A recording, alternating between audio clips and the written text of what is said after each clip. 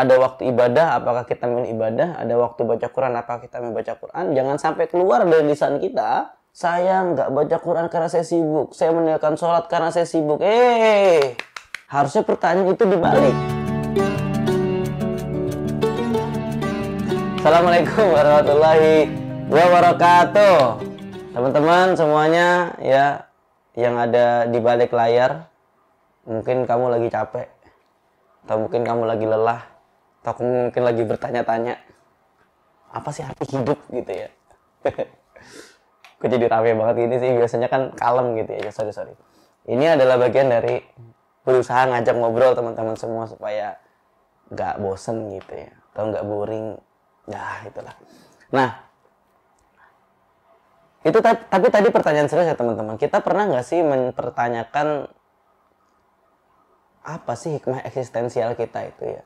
Buat apa sih kita hidup? Buat apa kita bernafas? Buat apa kita lahir ke dunia ini gitu ya, yang mungkin banyak yang terjatuh pada lubang harapan palsu, banyak yang terjatuh pada penipuan, banyak yang terjatuh pada hasrat yang tidak ada habisnya gitu ya. Padahal keberadaan dan kehadiran kita di dunia ini, Imam Fakhruddin Ar-Razi memandang sebagai nikmat yang sangat besar, nikmatul ijad, nikmat wujud. Kenapa dianggap sangat besar? Karena dengan wujudnya kita di dunia sebagai bentuk manusia, artinya satu, kita menanggung beban kekhalifahan. Yang kedua, kita punya potensi melakukan amal soleh, potensi beriman, potensi memeluk Islam, ya, potensi melakukan segala kebaikan. Ketiga, kalau sudah punya potensi yang nomor 2 tadi, maka kita sangat potensi masuk surga. Kembali kepada Allah Subhanahu wa taala. Nah, kembali kepada Allah Subhanahu wa taala, kalau dalam filosofi Jawa ini ya disebut dengan sangkan paraning dumati. Kembali ke asal. Jadi kalau misalkan kita dipertanyakan atau kita mempertanyakan diri kita, buat apa sih hidup gitu? Buat apa sih ada di dunia? Ya untuk kembali lagi sebetulnya. Untuk balik lagi gitu. Untuk balik lagi ke sana. Untuk balik lagi kepada Allah Subhanahu wa taala. Bahkan kalau dalam hadis satu riwayat disebutkannya hadis qudsi, tapi di dalam penjelasan yang lain hadis ini disebut sebagai hadis maudhu. Kuntu kanzan makhfiyan fa ahbabtu an u'rafa fa khalaqtu khalqa fa biya'rafuni. Allah berkata, aku adalah perbendaharaan yang tersembunyi. Tapi aku cinta untuk diketahui, aku cinta untuk dikenal, aku cinta untuk dicintai gitu. Fa khalaqtu khalqa, maka aku ciptakan makhluk. Fa biya'rafuni, agar makhluk-makhluk itu bisa mengenal aku. Ya sehingga apa? Pertama, esensi kita ada itu memang hanya untuk memuji Allah Subhanahu wa taala. Sangkan paraning dumadi. Jadi jangan sampai kita malah tergocek gitu. Tergocek yang aslinya harusnya goals kita di dunia itu adalah bisa mencintai Allah, mencari ridhonya Allah, mencari kasih sayangnya Allah, rahmatnya Allah. Malah yang kita kejar-kejar malah selain itu gitu. Kita keluar dari tujuan utama yang kita lakukan. Inilah yang disebut dalam Quran, la taghurrannakumul hayatud dunya wa la yaghurrannakum billahil ghurur. Jangan sampai kita tertipu dengan hiruk-pikuk dunia itu. Karena yang sejati adalah kepada Allah. Nah, dunia ini akan menguji kita. Kalau diperingatkan jangan sampai tergocek. Kenapa? Karena dunia ini akan betul-betul menguji kita. Satu, menguji kalau misalkan kita mampu melewatinya dengan baik, maka kita akan kembali ke surganya. Kalau misalkan kita melewatinya dengan buruk, ya lebih banyak membangkang pada Allah, maka kita akan masuk ke dalam neraka. Dan manusia diberikan unsur mukhayyar. Unsur yang namanya menjadi pemilih, pengambil keputusan. Sehingga kita sendiri yang mengambil keputusan itu. Sangkan paraning dumadinya, apakah kita sebagai eksistensial hidup kita apakah eksistensial hari ini akan berbuah pada kebaikan, itu tergantung kita mengambil keputusan. Ada waktu ibadah, apakah kita memilih ibadah? Ada waktu baca Quran, apakah kita membaca Quran? Jangan sampai keluar dari lisan kita, saya nggak baca Quran karena saya sibuk, saya meninggalkan sholat karena saya sibuk. Harusnya pertanyaan itu dibalik. Sebetulnya apakah saya yang benar-benar sibuk, atau malah saking terbiasanya meninggalkan baca Quran, meninggalkan ibadah sholat, justru Allah yang jauhkan kita dari hal itu. Sehingga dibuat kita sibuk, dibuat kita tidak ingat, dibuat kita merasa kesulitan ketika ibadah. Mestinya itu. Karena sangkan paraning dumadi ini secara sederhana dalam Al-Quran digambarkan dalam satu ayat yang sangat populer, sering kamu lihat, sering Anda temukan, terutama ketika menyolati kerana ayat Inna lillahi wa inna ilaihi roji'un. Sesungguhnya kita semuanya milik Allah dan kita akan kembali kepadanya. Karena tadi manusia diberikan dua pilihan, apakah dia melakukan dengan baik atau tidak baik, kembalinya pun juga dengan dua pilihan. Ya, ada yang kembalinya kepada surga dengan cara yang baik.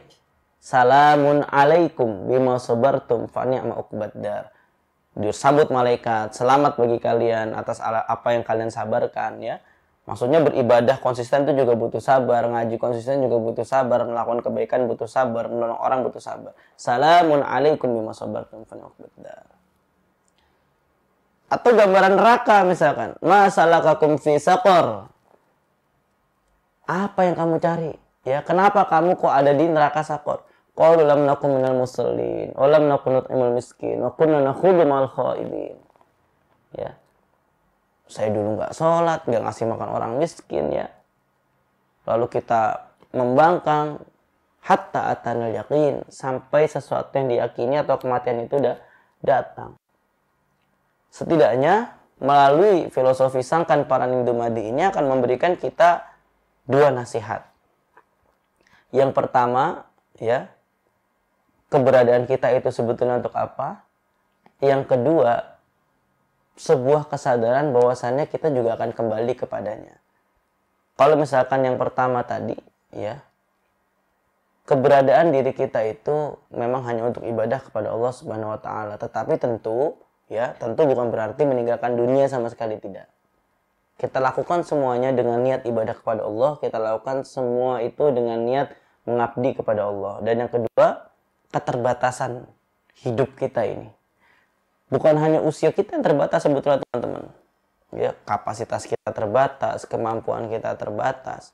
Jadi saya juga nggak percaya ya kalau misalkan ada kata-kata kalau orang lain bisa, kenapa kita nggak bisa gitu. Saya lebih percaya kata-kata Squidward. Tapi tahu ini stiker atau beneran kata-kata Squidward, ya kayaknya stiker doang.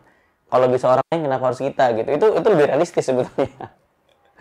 Kenapa? Karena diri kita memang di setupnya terbatas. Ya, bagi atlet bola misalkan, ya, dia punya kemampuan yang luar biasa dalam sepak bola. Tapi dalam hal lain mungkin kreativitas untuk memahat patung dia nggak bisa. Ya. Atau pemahat patung disuruh main hoki es. Ya, sulit karena tidak terlatih di situ. Sehingga dalam waktu yang singkat tadi, kenali potensi diri kita, kenali kemampuan kita, maksimalkan pada segmen itu.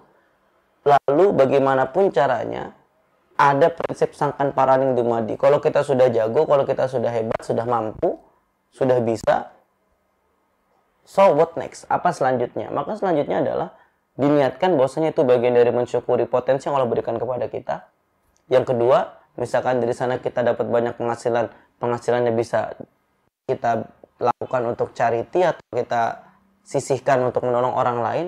Dan yang ketiga, ya, misalkan kita punya ilmu di bidang tertentu, kita bisa men-share ilmu itu agar hidup ini ketika berakhir ilmunya masih berjalan, pahala ilmunya masih berjalan, menjadi ilmin yuntafa'u bih, ilmu yang bermanfaat. Jadi satu quote sangkan paraning dumadi saja ini bisa memberikan kita pegangan hidup yang kokoh, bahwa kesementaraan ini bukan untuk diperjuangkan mati-matian.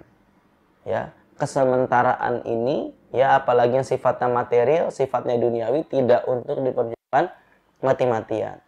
Sebab dipertahankan mati-matian pun kita akan mati dan meninggalkan sesuatu yang kita pertahankan tadi. Tetapi kalau amal soleh, perbuatan baik, ilmu yang bermanfaat, atau cerita-cerita kebaikan tentang diri kita, atau sesuatu yang kita tinggalkan dan itu memberikan dampak, itu akan menjadi sesuatu yang abadi. Maka kita ketika diberikan kehendak atau kemampuan untuk mengambil keputusan, itulah keputusan yang tepat ketika kita mengembalikan semuanya kepada Allah Subhanahu wa ta'ala. Wallahul muwaffiq ila aqwamit thoriq. Wassalamualaikum warahmatullahi wabarakatuh.